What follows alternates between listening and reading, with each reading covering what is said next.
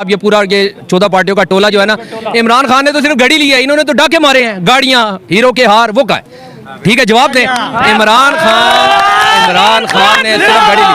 14 महीने हो गए। जिस बंदे का मुखालिफ वक्त का वजीर आजम हो, जिसका मुखालिफ वक्त का आर्मी चीफ हो, ठीक है, वो फिर भी अल्लाह जो अजल उसको हर चीज़ से निकाल रहा है। ये रब की मदद है उसके साथ। ठीक है, 14 महीने हो गए, कभी पेशाब निकाल के ले आते हैं, कोकीन है, कभी ले आते हैं जी इद्दत में निकाह किया, कभी कुछ ले आते हैं। कोई ऐसी चीज़ बताओ उसने कौम के साथ क्या जाती की है, ये बताओ।